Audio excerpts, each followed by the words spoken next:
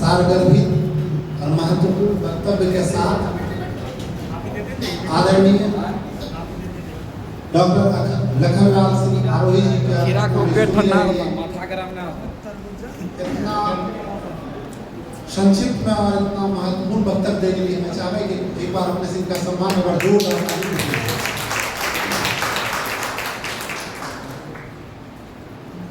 अंगिका कविता में वसंत संवेदना और शिल्प सौंदर्य।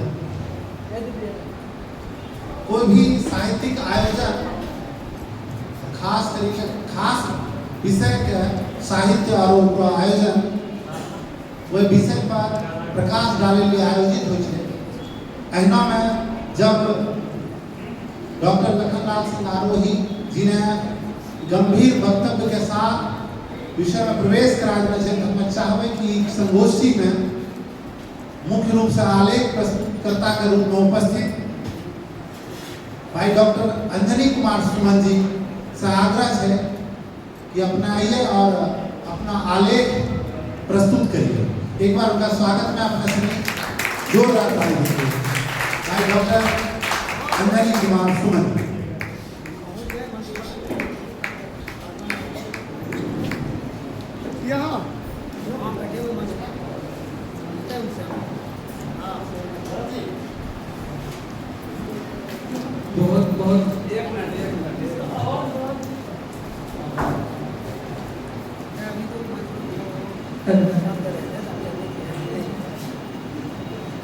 बहुत बहुत धन्यवाद मंजित भाई। मंच पर उपस्थित सब सम्मानित विद्वान की सभा में हेलो दूर दराज से बिहार और झारखंड के सब अंगिका के प्रतिनिधि कवि साहित्यकार और अंगिका के सजग विद्यार्थी जकरा मतलब अंगिका के बागडोर भविष्य में देलो जेते सबके स्वागत करे छी। और आलेख पढ़े के आदेश मिलो रहे आई के शीर्षक है अंगिका कविता में वसंत संवेदना और शिल्प सौंदर्य। ऐसे तो कवि सम्मेलन हुए छे तो लोग ज्यादा रुचि ले छे, बौद्धिक बात में थोड़ा बहुत रुचि घटे छे और हाथ में जब खाना हुए तो रुचि ज्यादातर खाना पर हुए छे। इसलिए अनुरोध यही करबे कि ध्यान दोनों तरफ बराबर बराबर रहे तो हमरो मेहनत सफल होते। शुरू करे छिए कि वसंत खाली ऋतुए नहीं छिके बल्कि उल्लास और यौवन के प्रतीक भी छिके। वसंत जखने अपनो आवे के आहट दे जाय छै पूरा प्रकृति लागे छै कि अपनो नया सृजन करे में मगन होबी गेल छै। कोयल के मीठो बोली आम और महुआ के लगलो गमगम करता मंजर कितना रकम फूलों से सजलो बगीचा सभे गाछों पर नक्का नक्का पत्ता पलाश के फूलों पर चढ़लो मुस्कान और गेहूं का धमाधम खरिहना में डगेता किसान सभे के देह और गाल पर रंग अबीर और रंग सब प्रेमी जोड़ा अपनो अपनो साथी संगी के संग सच मानो बसंत लोगों के जीवन से निरस्ता निकाली के आशा और उमंग से भरलो नया धरती और नया आकाश देवी दे छै। सच में बसंत प्रशंसा पावे लायक ऋतु भी छिके। कहने की बसंत के कामकाज नव निर्माण से जुड़लो छे। यहाँ पतझड़ के अवसाद के बीच हौसला के साथ ई बसंत न नया कोपल खिलावे के जतन करे छे जे हमरा सबके उल्टा परिस्थिति में भी दोबारा नव निर्माण के प्रेरणा दे छे। पुरान विचार पुरान परंपरा और पुरान रीति के भी जे हमरा सनी के लेली कुरूप स्थिति बनाए चुकलो छे ओकरा फेनु से सुंदर बनाए वास्ते बसंत न सभ्य के प्रेरित करे छे। एहनो उदार साहसी सृजन के प्रवृत्ति रखे वाला पर कोई कवि काहे न मोहित होते, काहे न कवि के आत्मा बसंत के बनेलो स्वर्ग में में अपनो समुच्चा सामर्थ्य लगाए देते हैं। यही लेली देखलो जाए छे कि सभ्य भाषा के कवि श्री ना मोन भरी के बसंत पर कविता लिखने छे और डूबी डूबी के बसंत के प्रशंसा करने छे। जेकरो उदाहरण कालिदास, जयशंकर प्रसाद, महादेवी वर्मा, सूर्यकांत त्रिपाठी निराला और सुमित्रानंद पंत श्री जहनो कवि छिके। ई सभ्य जाने छे कि अंग क्षेत्र के संस्कृति और जलवायु नता 84 सिद्ध संत, महावीर और बुद्ध जैसन महापुरुष के भी ध्यान अपना तरफ खींचल के। यही लेली यहाँ के बसंत का अपने आप में बहुत अनोखा और याद रहे लायक रहलो छे। आज भी बसंत के दर्शन बहुत मनोहारी हुए छे। यह कारण छे कि अंग के कवि श्री भी बसंत के गुणगान यहाँ को भाषा अंगिका में दिल खोली के कर लगे, जेकरा में हुनी ने बसंत के बड़प्पन तक करबे करल के और अंग संस्कृति के और यहाँ के स्वभाव के भी प्रमुखता से उजागर कर लगे। इस सूची में सिद्ध संत सरपा से लेकर आज तक के आधुनिक अंगिका के कवि श्री आवे छे। जे भी कवि ने बसंत के सुंदरता रो वर्णन कर लगे, ओकरा में अंग के मिट्टी और हवा के खुशबू अपने आप आवी गेले, जेकरा से अंगिका के काव्य आभूषण आरु चकमक करे लागे। ऋतुराज बसंत के वर्णन में कवि डॉक्टर अमरेंद्र नाथ अपनो गीत संग्रह ऋतुरंग में बसंत के वर्णन में ओकरा बूढ़ा राजा बसंत से संबोधित कर लगे आरु बसंत के पुरुष श्रृंगार के बढ़िया चित्रण करने छे। काव्य के दृष्टि से मुनि ने प्रकृति के मानवीयकरण करे के कोशिश कर लगे, जे बड़ा अद्भुत है। वैसे तो आरु श्री ने बसंत के मानवीयकरण करने छै, मतलब कि अमरेंद्र के कहन के शैली में कुछ ज्यादा सहजता और उद्देश्यपन दिखाई दे छे। उनी कहल काय फूलो छे केकरो मनोरो मनोती, पीढ़ी के सहजन के फूलों के मोती, महुआ के माला में शोभे की कंद, दुल्हा राजा बसंत अमृत किताब में बसंत के अध्याय में गीत तत्व के ही चुनने छे। यही लेली भाव पक्ष ज्यादा प्रबल छे। उपमा और अलंकार के पक्ष भी सबल दिखाई दे छे, जेकरा में मुनि ने ग्रामीण आचार परंपरा के सांस्कृतिक दृश्य भी समाहित करे के कोशिश करना छे। कागा के संदेश उच्चारे किताब के सर्जक और अंगिका के वरिष्ठ कवि अनिरुद्ध विमल ने ऋतुराग किताब में बसंत के लेली ढेर सिनी हाइकू छंद में छनिका गढ़ने छे। छोटो छोटो पद में उन्हीं ने बड़का बड़का बात कही देल के छंद का तुरंत कहलकै और तुरंत खत्म भी हो गेले, मतलब कि ओकरो गूंज और ओकरो प्रतिध्वनि ने पाठक के बहुत देर तक जोड़ने रखल के। ई बात में कोई संदेह नहीं छे, ई बात में कोई संदेह नहीं छे। या कुछ हाइकू देखल जा सके छे। मुस्कै छे गोरी, बसंत खेले होरी, रंग चकोरी और रास रचावे, बसंत संकारा नाचे छे चांद। ऋतु के कविता के चर्चा में युवा कवि कुमार संभव के भी नाम लेना बहुत जरूरी यही ले छे कि संभव ने अंगिका के एक सफलो किताब ऋतु विलास अंगिका साहित्य और समाज के देने छे। है गीति काव्य वसंत वर्णन के वसंत वर्णन चंपा के फूल रंग सुगंधित है और एकरो गीत सहज रूप से लोक कंठ में उतरे के क्षमता रखे छे। बात चाहे काव्य सौंदर्य के हो कि भाव सौंदर्य के, सभ्य में संभव के काव्य ने अपनो मजबूत स्थिति में राखी के साहित्य के चुनौती पर अपनो शानदार जीत हासिल करने छे। वसंत काव्य के कुछ झलक देखिए। किसी फूलों से गमगम बगिया के झूला डाल सकी, बगिया में झूला डाल सकी, बसंत जानी के ऐते प्रीतम लानी के राखो बनवाल सकी, मन भर करबे मनमानी गाछी के खारी खारी पर कूकै छे कोयल रानी। अनिल कुमार झा के काव्य कृति ऋतु ने एक अलग तरह के गीति काव्य छिके, जेकरा में मुनि बसंत के बहाना से प्रेमी जोड़ा के बीच के नेह का बड़ी बारीकी से सहज लय में उकेर दै छै। प्रेम प्रसंग के जेहनो कोमल भाव छै, ओहने कोमल कोमल शब्द मुनि न चैन करने छे, जेकरा से पाठक प्रेम के चाशनी में सराबो डूबलो चल जाय छे। हुनकरो गीत के बंद छे,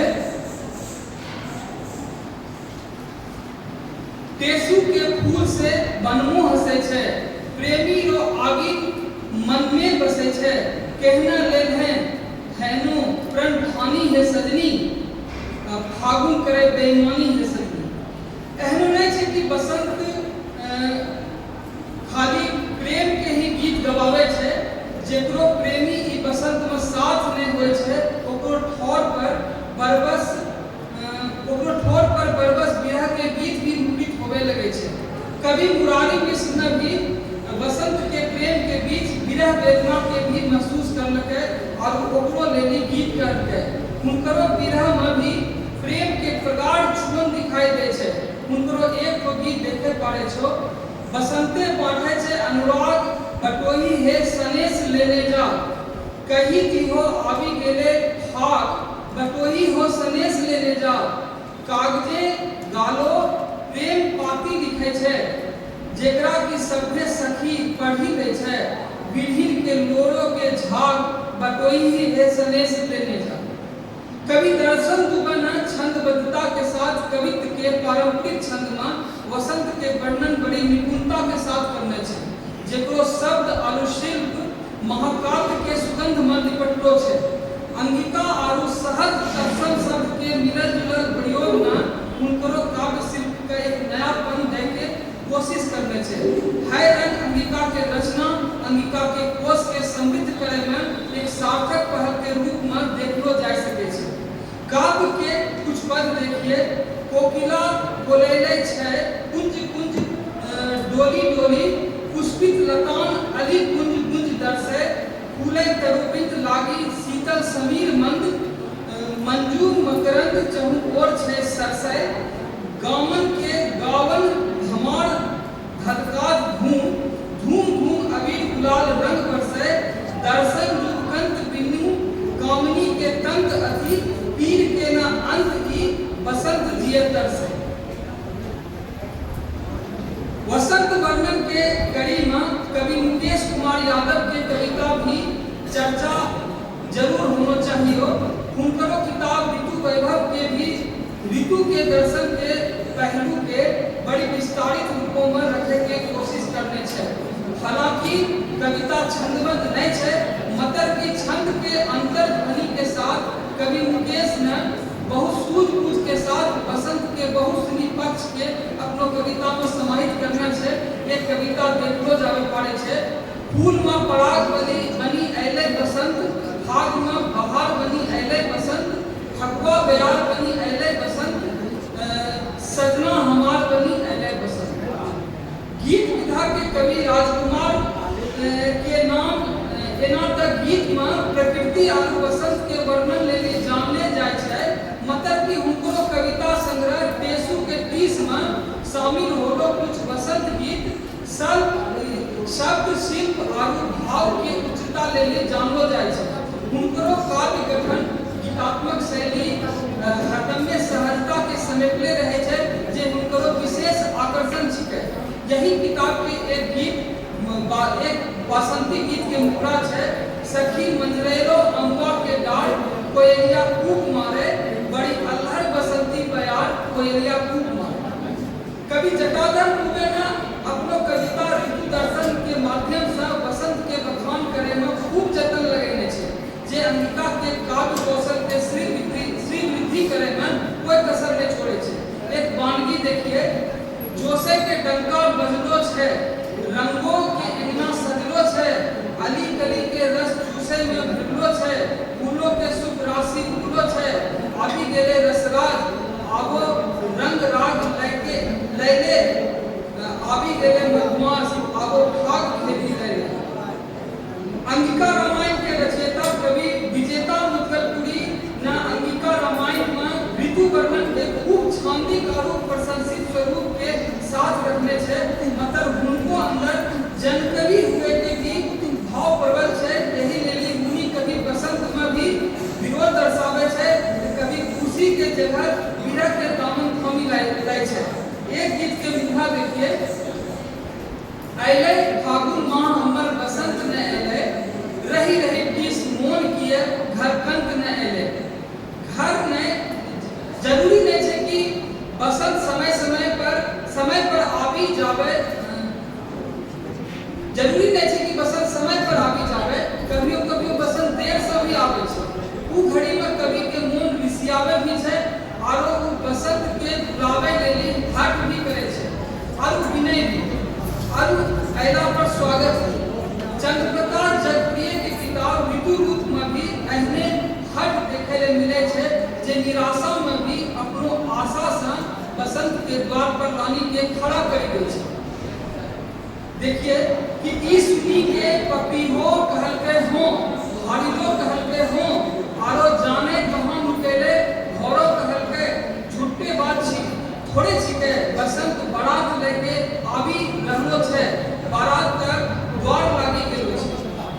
डॉक्टर अंजलि कुमार सुमन के हाल में प्रकाशित ऋतु मंजरी के बसंत वर्णन भी उत्कृष्ट रचना के परिचय दे छै।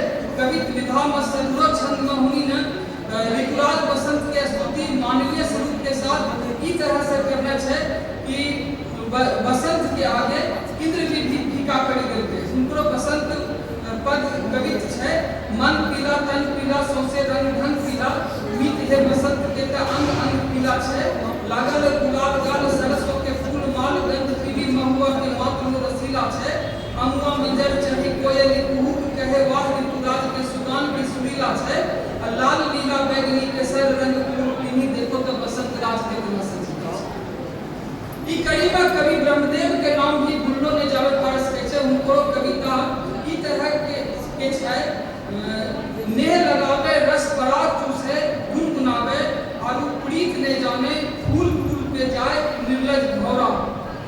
एकरो सब के अलावे शंभुनाथ मिस्त्री, शांतुना शाह, माधवी चौधरी, राहुल सिवाय, कैलाश हकीकत और आमोद कुमार मिश्र के बसंत वर्णन के शैली काफी अद्भुत है, जेकरा बारे विस्तार से चर्चा करलो जावे सके छै।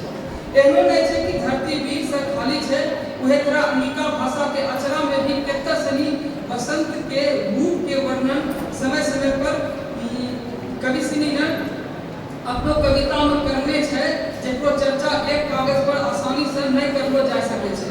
मतलब हुनका सबके हमें नामों से स्मरण करे सके छिए, जेकरा में कवि डोमन साहू समीर, तेजनारायण कुशवाहा, सुमन सुरो, सुरेंद्र झा परिमल, जगदीश पाठक Madhukar, Naresh Pande Chakor, Ram Mohan Pran, Vaikunth Bihari, Bhaktitanand Ojha, Bhuvaneshwari Singh Bhungal, Hira Prasad Haren, doctor Madhusudan Saha, Aniruddh Prabhas, Amod Uchit Lal Singh, doctor Meera Jha, Murari Mishra, Ram Sharma Anar, doctor Ramchandra Ghosh, Shambhunath Mistri, doctor Sachidanand Shri Snehi, doctor Lakhanlal Singh Arohi, doctor Vidya Rani, Chandraprakash Jagpriya, Sathi Suresh Suri, Sudhir programmer, Sadanand Mishra साहित्यिक साठ, भगवान प्रलय, सुरेश चंद्र कुमार, सूर्य नारायण शर्मा जैसनो कवि आवे छै। एकरा अलावे भी केतना सनी कवि के आरो नाम छै जे प्रकृति के वर्णन करे वास्ते सचेत रहलो छै, आरो बसंत के महिमा मंडल के उनियो सब ने अपनो रचना में स्वीकार लगे। सच में सभे कवि के कविता देखी के सुनी के लागे छै कि अंग के प्रकृति लीला सच में अद्भुत है, और यहाँ के बसंत में भी गंगा और चानन के खुशबू समेलो लागे छै। बहुत बहुत धन्यवाद। बहुत धन्यवाद, शानदार शानदार।